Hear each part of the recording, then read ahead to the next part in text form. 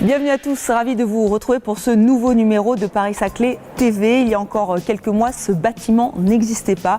Aujourd'hui, Centrale Supélec accueille des milliers d'étudiants. Votre territoire se transforme, se métamorphose vite, très vite, mais vous êtes consultés. Aujourd'hui, on s'intéresse au projet de Corbeville. Cette transformation, elle s'inscrit dans le plan climat-air-énergie territorial. Comment mettre en place cette transition énergétique? Un workshop concours s'est tenu ici même à Centrale Supélec sur cette question. À suivre aussi un projet entrepreneurial solidaire. Nous avons rencontré la cofondatrice de l'application Too Good To Go, une application qui va ravir vos papilles mais aussi votre porte-monnaie. Et enfin, vous avez dû les remarquer, ces food trucks qui sillonnent le campus urbain de Paris-Saclay. L'opération vient tout juste d'être lancée. On fait le point dans un instant. C'est un fait, votre territoire est en constante évolution, il se métamorphose au fil des jours, au fil des chantiers et vous êtes conviés à des réunions de concertation préalables. Aujourd'hui, on s'intéresse donc au projet de Corbeville. Il doit permettre de faire un trait d'union entre la vallée et le plateau. Il y a des questions, des attentes. Écoutez les explications d'Annemie Depuit, elle est architecte urbaniste.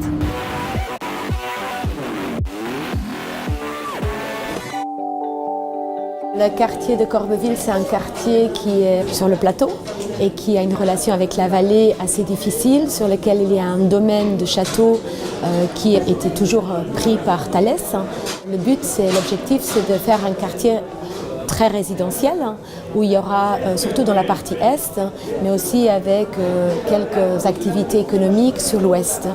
Et ce qui est important pour nous, c'est que ce quartier fasse un trait d'union non seulement est-ouest et qui crée un vrai lien physique avec le quartier des Moulins et celui de l'école des Polytechniques, mais avant tout aussi un lien nord-sud, c'est-à-dire plateau et vallée. Notre objectif, c'est de créer un quartier au sein du plateau de Saclay, mais c'est aussi un quartier de la ville d'Orsay. Les gens sont préoccupés parce qu'il y a plus de monde qui va venir, il faut circuler, il va y avoir un hôpital, il va y avoir des équipements. Du coup, il faut que ce soit fluide, qu'on fait des chantes à travers leur quartier, là où ils habitent. Et ils sont aussi préoccupés parce que qu'est-ce que c'est un vrai lien plateau-vallée, puisque c'est assez difficile. Et je pense que c'est important de les écouter. Mais de toute façon, on l'a en tête. Leurs remarques sont très pertinentes. Moi, j'étais aussi ravie d'entendre qu'ils souhaitent et qu'ils sont contents qu'on peut restaurer le domaine de château et qu'ils veulent un endroit qui rappelle l'histoire de ce site. Et je trouve que c'est une histoire dont je ne connaissais pas tout. Et puis je découvre aussi qu'ils connaissent super bien le lieu où ils habitent et les environnements. C'est par la vie quotidienne qu'on peut comprendre que doivent être les usages de ce futur quartier. On entend les considérations qu'ils ont, qu'est-ce que c'est un commerce, qu'est-ce que c'est un quartier avec une centralité, qu'est-ce que ça veut dire. Ils veulent que ça reste humain, que ça reste à petite échelle, voilà, et je pense que c'est important de le savoir. Mais c'est assez proche de notre vision, ce qu'on a sur ce quartier qu'on veut instaurer. Cette transformation du territoire, elle prend en compte le développement durable, la lutte contre le réchauffement climatique et cela, ça passe par la transition énergétique. Comment la développer, la mettre en place, la valoriser? Un workshop concours s'est tenu ici même à Centrale Supélec pour réfléchir, pour imaginer le paysage énergétique du futur du plateau de Paris-Saclay. On voit tout cela avec Auréline Doro, chef de projet.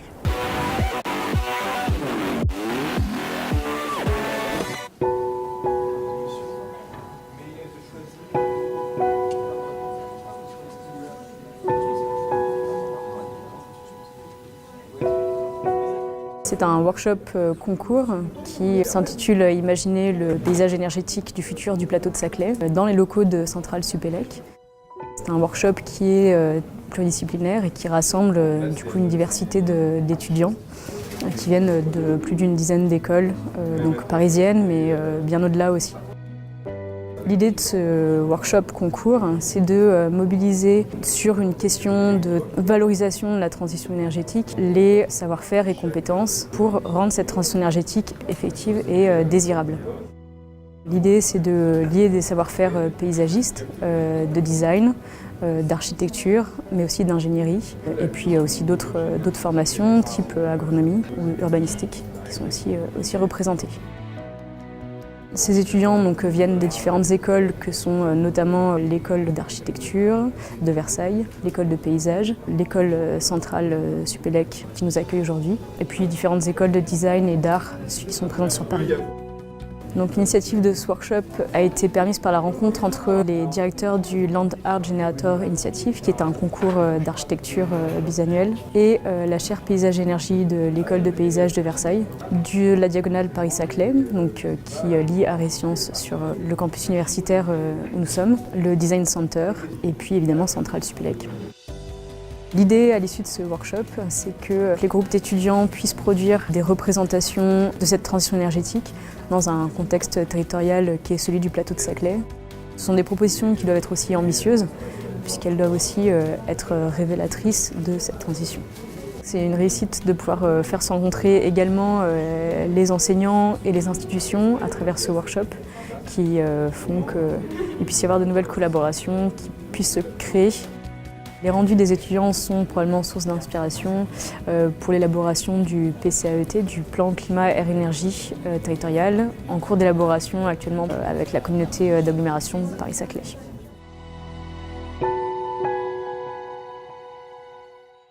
Là, ce n'est plus un concours, mais un projet porté par des étudiants de l'Université Paris-Saclay sur l'entrepreneuriat solidaire. Ils sont allés à la rencontre de Lucie Bache, cofondatrice et directrice de Too Good To Go, une application qui va vous régaler à petit prix et surtout qui évite le gaspillage alimentaire.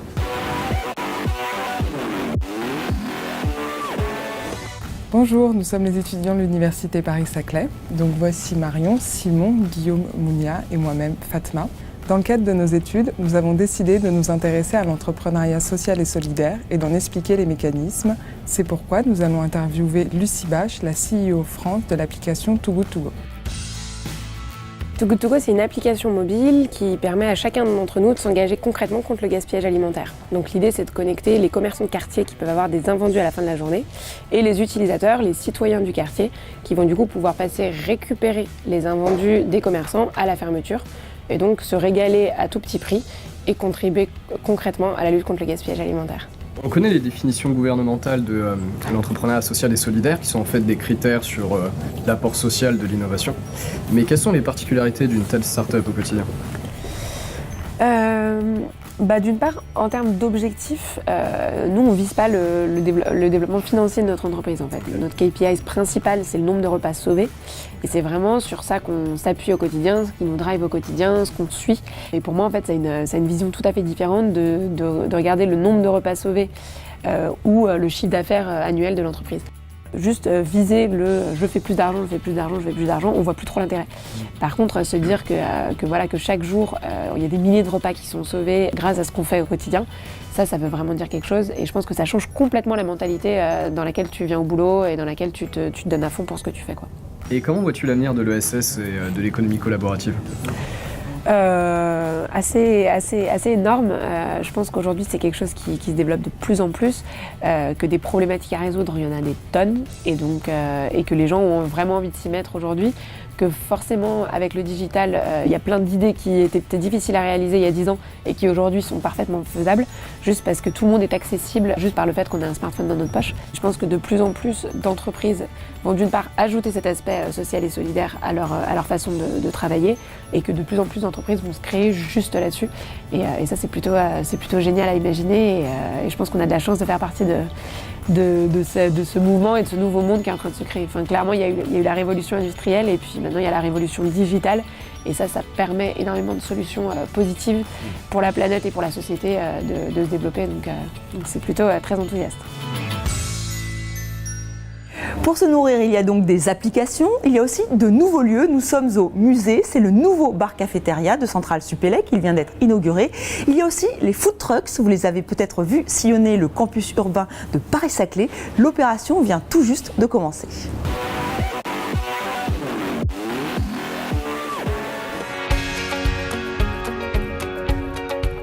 Pour pallier au manque de commerce et de restauration sur le campus urbain, on a décidé de mettre en place une flotte de food trucks sur l'ensemble du campus en partenariat avec les communes et la communauté d'agglomération.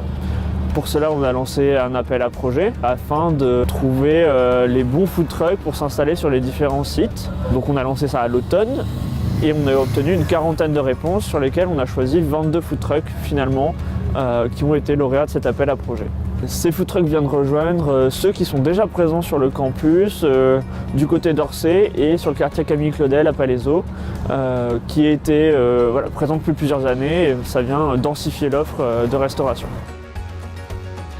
Parmi ces ventes de food trucks, on a une offre diversifiée de restauration qui couvre finalement à la fois des prix différents pour les étudiants, pour les salariés, pour les chercheurs, mais aussi des produits différents, des catégories différentes avec à la fois des classiques de la pizzeria, du burger, mais aussi des produits végétariens, des repas diversifiés.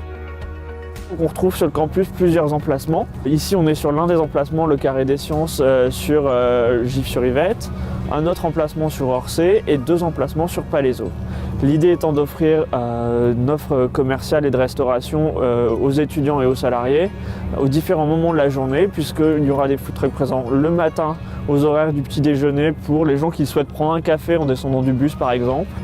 Le midi pour la restauration, on va dire plus classique sur la pause déjeuner, et le soir ici principalement à côté des résidences étudiantes pour satisfaire les besoins de cette population.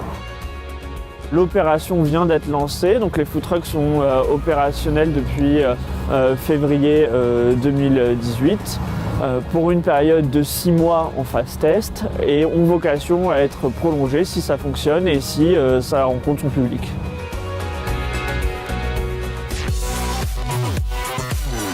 Entre 2 pauses déjeuner, n'oubliez pas de jeter un coup d'œil à votre agenda avec déjà le MIPIM à Cannes. C'est du 13 au 16 mars. Le MIPIM, c'est le plus grand marché international de l'immobilier. Le PA Paris-Saclay sera bien sûr présent.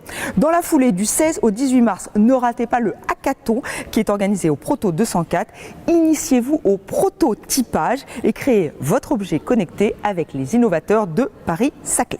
L'innovation encore avec la seconde édition de Thesis Day at System X. Ce sera le 21 mars à partir de 13h30 à Nano Innov, c'est à Palaiseau. Alors je vous en rappelle le principe, les doctorants de l'IRT System X et de l'ITE VDCOM vous invitent à découvrir ou à redécouvrir leurs travaux de thèse.